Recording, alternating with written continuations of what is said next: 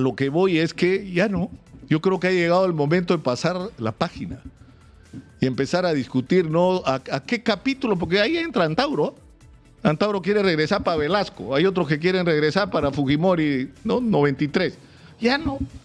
¿Qué tal si empezamos a pensar en el Perú de los próximos 30, 40, 50 años? Más bien. En realidad no es ninguna novedad, ¿eh? Porque eso se anunció aquí. Lo hizo Helio Riera, el abogado de Alberto Fujimori. Alberto Fujimori pretende ser candidato, que pueda hacerlo o no, por supuesto que va a ser motivo de controversia. Pero yo creo que hay diversas maneras de abordar este tema. La primera es la de volvernos en esta discusión una vez más, de si puede, no puede ser candidato y de si Fujimori sí, Fujimori no, y repetir la historia de las últimas décadas. Y yo creo que ya tuvimos suficiente, ¿no? Es decir, una de las razones por las que el Perú está como está es que ha estado profundamente fraccionado durante largos años entre fujimoristas y antifujimoristas. Y en realidad lo que disputaban fujimoristas y antifujimoristas era simplemente quién tenía la sartén por el mango, quién partía la torta. Punto, nada más. Porque a la hora de llegar al gobierno, por ejemplo, Alejandro Toledo, por ejemplo, Ollanta Humala, que eran pues así abayazadoramente antifujimoristas, llevaron al gobierno y ¿qué hicieron? Aplicaron la política de Fujimori, siguieron con el piloto automático. No hicieron nada que significara un cambio. El propio Alan García, que había sido víctima de Fujimori, que estuvo perseguido por Fujimori, fue, y lo digo sin temor a equivocarme, el mejor presidente fujimorista que ha tenido el Perú. Porque es el que mejor aplicó el esquema y el modelo que dejó Alberto Fujimori. Y lo mismo ha ocurrido después, ¿ah? Lo mismo ha ocurrido después. ¿Qué cosa era? PPK, ¿qué ha sido Vizcarra? El propio Castillo. ¿Qué cosa cambió? Dina Boluarte. Yo pensé que Castillo era la peor versión. No, Dina Boluarte es la peor versión. ¿No? Porque las cosas uno piensa, ¿pueden ser peor? Sí, siempre pueden ser peor en el Perú. O sea, hemos pagado 60 o 50 muertos, para ser más preciso, de gente que no debió morir si se adelantaban las elecciones y se usaba el cerebro, que es lo que hace falta en este país en la mayor parte de los previos a tomar las grandes decisiones. Acá se adelantaban las elecciones y se conseguía una salida política a esta horrible situación que vivimos desde que Castillo fue electo y Keiko se negó a reconocer el resultado. Entonces, ¿pagamos esos muertos para esto? Preguntaba yo, ¿para este gobierno que tenemos? O sea, esto es lo que querían la gente que empujó las cosas en esa dirección. El peor año de la economía en por lo menos 14 o más años. Y estamos sacando la mano un poquito porque están subiendo el precio de los minerales en el mundo. No, pero el gobierno tenga algún mérito.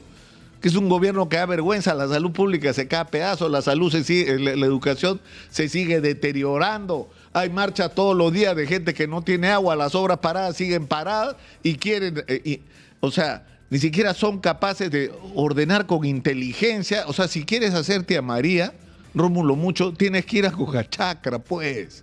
No decir desde Japón que va a ver tía María, tienes que decirlo desde Cocachacra con la gente al frente después de haberla convencido. Esa es la manera correcta de hacer las cosas. Pero en fin, a lo que voy es que ya no, ya. O sea, ¿en qué momento nos vamos a salir de esa absurda confrontación? Y por enésima vez, creo que es necesario repetir lo mismo que se ha dicho acá durante no meses, semanas, días, durante años. Fujimori hizo cosas importantes. Fue la misma discusión que se tuvo con Velasco, ¿eh? Y el gobierno militar. Y a mí me da risa cuando se habla de dictadura. Dictadura eso. Ibas a la Plaza Unión a manifestar, te reventaban a balazos. Te deportaban. Te metían preso de las peores cárceles del Perú. ¿Ah? Partidos políticos no había. Libertad de expresión no existía. Simplemente los milicos decidían hasta qué aire respirábamos, más o menos, pero en fin. Pero incluso cuando acabó el gobierno militar hubo que sentarse a reconocer que con toda la catástrofe económica y moral que nos dejaron, hubo cosas importantes que hicieron los militares. En el Perú había que hacer una reforma agraria. Por supuesto que debió hacerse, por supuesto que debió hacerla Fernando Belaúnde Terry, o que no se atrevió, o que estuvo sometido a demasiadas presiones, ¿no?, de quienes no querían que hubiera esa reforma agraria, pero era una necesidad. El problema es que los milicos la hicieron mal.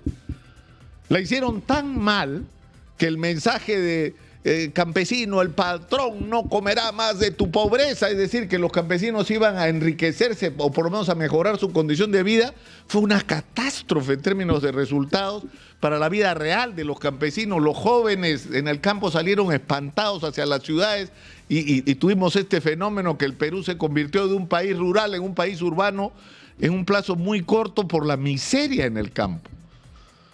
Entonces fracasó la reforma agraria. Y así como fracasó el proyecto de industrialización.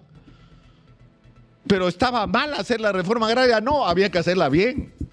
No había que perder todo lo que se había avanzado en modernización. Había que tener un criterio distinto a cómo manejar el tema de los límites de propiedad. Es decir, la reforma agraria tenía que servir no solo para hacer justicia y acabar con esos rezagos prehistóricos casi que había en el campo y sobre todo en la sierra peruana, sino tenía que servir para modernizar la agricultura y darle una vida digna a los campesinos. Igual que había que hacer un proceso de industrialización, pero no como se hizo, pues, que estaba mal, no funcionó. Había que modificar el proyecto de industrialización. Bueno, lo mismo, no, o el tema de la educación, fíjense ustedes, ¿ah?, la importancia que le dan los milicos a la educación. La necesidad de invertir recursos en la educación, no solo de construir colegios, de que los maestros fueran la columna vertebral de la clase media peruana, pero una vez más también lo hicieron mal, ¿no?, con su visión absolutamente cerrada, antidemocrática, negada para la creatividad y el estímulo al pensamiento crítico, pero en fin, lo mismo pasa con Fujimori. Fujimori hizo cosas que tenían que hacerse, el país no daba más. Teníamos niveles, porque así como el gobierno segundo de Alan García fue el mejor gobierno fujimorista, lo más parecido al chavismo que hemos tenido en el Perú ha sido el primer gobierno de Alan. Lo más cercano al chavismo, unos niveles de inflación que la gente joven no tiene idea porque no lo han vivido, era una cosa insoportable. Y a eso sumado al fenómeno del terrorismo, es decir, una crisis económica espantosa, ¿no? Y junto con esa crisis económica espantosa, la violencia de Sendero Luminoso que empujó a que no decenas, millones de peruanos se fueran. Y no hay que olvidarlo, ¿eh?, a la hora que tratemos el tema de los venezolanos, uno de los destinos fue Venezuela. Uno de los destinos fue Venezuela y parte de lo que se ha construido en Venezuela lo hemos hecho nosotros, las manos de los peruanos. Yo creo que la buena gente de Venezuela no se olvida de eso. Pero en fin, a lo que voy es que en esa catástrofe había cosas que hacer que eran indispensables, había que reconocer que debíamos demasiado dinero y que había que pagar la deuda que teníamos como en el mundo si queríamos recuperar la confianza, que había que abrir de manera amplia la inversión en el país, porque si no teníamos inversión, y eso ni siquiera es un invento de Fujimori, eso lo decía Aya en la torre del antiimperialismo y el APRA. Hay que traer los recursos y la tecnología que vienen del primer mundo para ayudarnos a construir nuestro propio país y nuestro propio proyecto. Entonces Fujimori hizo cosas que era indispensable hacer.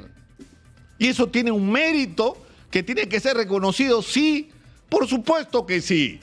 Al igual que con todo lo que se dice, es decir, una vez más, la gente más joven no lo sabe. Durante el gobierno de García estuvimos así, e incluso lo mido en tiempo, a 24 horas de capturar a toda la cúpula de Sendero Luminoso, y un error de decisión de un mando policial que calculó mal y que dijo ahora sí, cuando dijo ahora sí ya era tarde porque se habían ido, pero ya estaban. Entonces el héroe sería ahora Alan García, que en paz descanse. Pero en fin, o sea, yo creo que la captura de Abimael Guzmán era cuestión de horas porque el ejército había hecho su chamba, había derrotado a Sendero en el campo, la cúpula estaba aislada y la policía hizo su trabajo de inteligencia para derrotar al terrorismo, pero eso no puede llevarnos a negar el mérito de que aunque jugó a dos cachetes, el GEIN y la DIRCOTE y el Grupo Colina, ¿no es cierto? El gobierno de Fujimori tuvo el mérito de darle recursos y de apoyar el trabajo de la gente del GEIN y de la DIRCOTE que permitió la captura de Abimael Guzmán y pacificar el país. ¡Punto! Y de ahí para adelante. ¿Por qué? Porque lo que hicieron, que había que hacerlo, y donde hay que reconocerlo, es decir, el crecimiento macroeconómico que tenemos es porque eso que se hizo, no solo se hizo, sino se mantuvo. Pero ¿cuál es el problema? El problema es que no se hizo bien, igual que la discusión sobre la reforma agraria de Velasco, que era indispensable. Había que hacerla, pero había que hacerla bien. Entonces yo les pregunto, miren los años que han pasado. ¿Cuántos años han pasado? 30 años. La pregunta es, ¿y cuál es nuestro proyecto como país? Nos hemos abierto a la inversión y nos hemos convertido en grandes exportadores de piedras. ¿Tenemos industria? No tenemos la industria que deberíamos tener. Tenemos refinerías. ¿Tenemos siquiera un plan de dónde vamos? No tenemos. No tenemos. Y esa es la tragedia nacional y ese fue el gran defecto del gobierno de Alberto Fujimori, no tener un proyecto nacional. Lo que quedaba de industria se terminó de destruir. Pregúntenle a Guido Penano, que estaba ahí al comienzo del gobierno de Fujimori. Pero no solamente eso, o sea, no se hizo una reforma del Estado en el Perú. Una de nuestras tragedias es que nuestro Estado es ineficiente y es corrupto. ¿Y a qué hicieron? Vendieron todas las empresas públicas, las regalaron algunas de ellas, con una política ciega de que había que privatizarlo todo. No, pues. Por supuesto que la privatización era importante, pero había determinados sectores, sobre todo aquellos asociados, como el transporte, al tema del servicio público, que no podían hacerse. U otros aspectos de la economía que podían permanecer en el Estado siempre y cuando tuvieran una administración eficiente como la que normalmente hay en la empresa privada. Porque además una cosa en la que hay que detenerse, ¿eh? O sea, supuestamente empresa privada era igual a eficiencia y transparencia. Y la empresa pública era ineficiencia y corrupción. Y Odebrecht, y Graña, ¿ah? Y el Club de la Construcción. O sea, corrupción en la empresa privada, eso también existe, ¿eh? Eso también existe. Y empresas privadas que hacen obras que te cuestan 3 veces lo que en realidad debían costar si se hicieran con los criterios de la eficiencia y la limpieza y la transparencia. Pero en fin, es decir, no se hizo una reforma del Estado. Tenemos un Estado ineficiente y corrupto. Y la pregunta es, ¿qué hizo Fujimori para reformarlo? Les hago la pregunta, ¿qué hizo? O el sistema de justicia. Alberto Fujimori les decía ratas a los jueces. Hacía ratas. Solo que cambió una rata por las suyas. Eso fue lo que hizo. Porque le quitó el control a unos para tener el control él y su aliado, Vladimiro Montesinos, porque además es imposible hablar de Fujimori sin hablar del papel de Montesinos. Y desinstitucionalizó el país. O sea, Alberto Fujimori tuvo la posibilidad en el momento que era súper popular de construir un gran partido y no lo hizo. Lo que hizo fue un golpe de Estado. Y el señor de los ceros, el día del golpe de Estado del 5 de abril, estaba sentado en el estudio del programa que yo dirigía, que se llamaba La Revista Dominical, explicándome cómo iban a resolver la crisis política constitucionalmente cerrando la Cámara de Diputados, que la Constitución le permitía como atribución al presidente. Y cuando el pobre señor de los ceros me explicaba la salida democrática e institucional que hubiera permitido hacer en el Perú, los grandes cambios que se necesitaban hacer, pero en democracia ya se había producido un golpe de Estado y el pobre presidente del Consejo de Ministros no lo sabía, porque lo estaban haciendo a sus espaldas. Se tomó el camino de la desinstitucionalización, se controló a las Fuerzas Armadas, el Poder Judicial, los medios de comunicación. No había decisión importante en ningún nivel de la vida nacional y, por supuesto, la gran corrupción sin que esta pasara por la salita del zinc famosa, ¿no? Por donde además, dicho sea de paso, fueron muchos que hasta ahora han pasado piola. porque no nos hemos enterado, pero ni del 20% de la verdad de lo que ocurrió en esa salita. Entonces, lo que yo digo, para terminar, es ya acabemos con esto, ¿no? O sea, Fujimori como Velasco son parte de la historia del Perú. Y miremos hacia el horizonte, recojamos las cosas que hizo bien, corrijamos lo que hizo mal, pero sobre todo hagamos lo que no se hizo.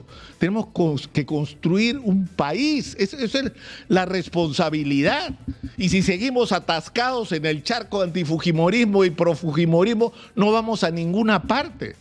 Sobre todo, si tenemos en cuenta las características tóxicas de esta confrontación, y donde no puede negar su propia responsabilidad Keiko Fujimori, que desde el año 2016 se ha negado a reconocer los resultados electorales cuando le eran adversos, echándole la culpa a las autoridades electorales, que las que tenemos son las mejores seguramente de Latinoamérica, las mejores.